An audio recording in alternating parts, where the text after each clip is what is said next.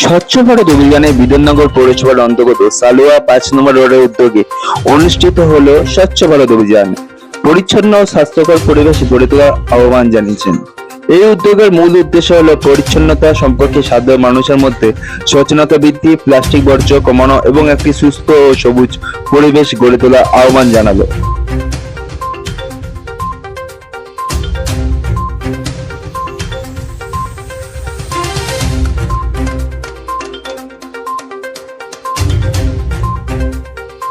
স্বচ্ছ ভারত থেকে স্বচ্ছ সমাজ আজকে যে অভিযান আমি কি বলতে চাই?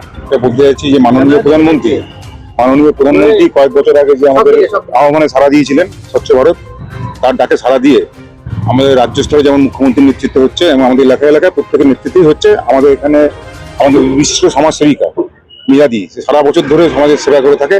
তার নেতৃত্বে আমাদের এই মন্ডলের সহসভাপতি আমাদের তনয় বোস, আশিস আমাদের সভাপতি ছিল মন্ডলে, তাদের নেতৃত্বে আমরা আজকে স্বচ্ছ ভারত অভিযানে সামিল হয়েছি। যাতে পাড়ার মধ্যে জঙ্গল, আমাদের যে বিগত দিনে যে সরকার ছিল একদম টোটালি A to Z দুর্নীতিযুক্ত সরকার আমাদের প্রমাণ পেয়েছেন, তার জন্যই মানুষ তাদের প্রত্যাঘাত করেছে। আর যে প্রতিশ্রুতি দিয়ে গভর্নমেন্ট এসছে সেই প্রতিশ্রুতির অঙ্গীকারবদ্ধ হয়েই আমরা আজকে স্বচ্ছ ভারত অভিযানে সামিল হই। প্রধানমন্ত্রী এটা স্বচ্ছ ভারত এক ভারত, আমাদের মাননীয় প্রধানমন্ত্রী অনেক দিন ধরে এই প্রকল্পের উপরে কাজ করছে। আর আমি এটা একটা সামাজিক, এটার মধ্যে রং বলে কিছু নেই। প্রধানমন্ত্রীর প্রকল্প সবার জন্য। আর আমি দীর্ঘকালীন ধরে সামাজিকের মধ্যেই রয়েছি।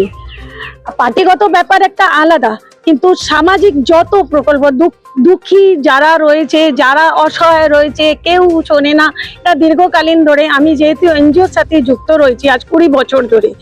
তো সামাজিক প্রকল্পের মধ্যে আমি এখান না, শুধু সলুয়া না, আমি দমদম পার্কেও আমার এনজিও, ওখানেও আমি মাঠে নেমে কাজ করেছি দীর্ঘকালীন।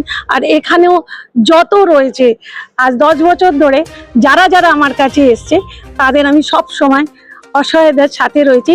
কিন্তু বিশেষ করে শিক্ষা আর স্বাস্থ্য এটার উপরে আমি বেশি, কেন উনিও বলেছেন এক ভারত স্বচ্ছ ভারত, তার মধ্যে পরিবেশটাও আসে, যে পরিবেশ ভালো হলে সবাই সবকিছুই ভালো হবে, শিক্ষাটা ভালো হবে। আর আমাদের যে মাননীয় পীযূষ কানোরিয়া MLA মহাশয়, উনিও এর মধ্যে সহযোগিতা করছেন। আমাদের মুখ্যমন্ত্রী শুভেন্দু অধিকারী প্রতিদিন বলছেন সামাজিক কাজের মধ্যে জোর দিন, নানান প্রকল্প অনুষ্ঠিত হচ্ছে, অ্যালাউন্স হচ্ছে, ওগুলোর মধ্যেই কাজ করতে চাই, সমাজের জন্য কাজ করতে চাই। এটাই আমার উদ্দেশ্য, সবার সাথে সবকা সাথ সবকা বিকাশ।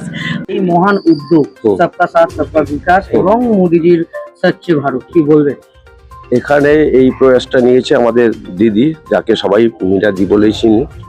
ওনার উদ্যোগে এটা হচ্ছে কোনো পার্টি বা পলিটিক্সের ব্যাপার না, এটা হচ্ছে সরকারি প্রোগ্রাম। এটা একটা মহৎ কর্মসূচি। আজকে আপনি আপনার পেছনে দাঁড়িয়ে দেখুন, ড্রেনগুলো যেভাবে কভার আপ করে রেখে দিয়েছে, ড্রেনটা দিয়ে জল যায় না, কারণ ড্রেন স্ল্যাব দিয়ে ঢালাই করেছে। পূর্ববর্তী যে গভর্নমেন্ট ছিল আমাদের তৃণমূলের, তারা শুধু তোলা তুলতে ব্যস্ত ছিল।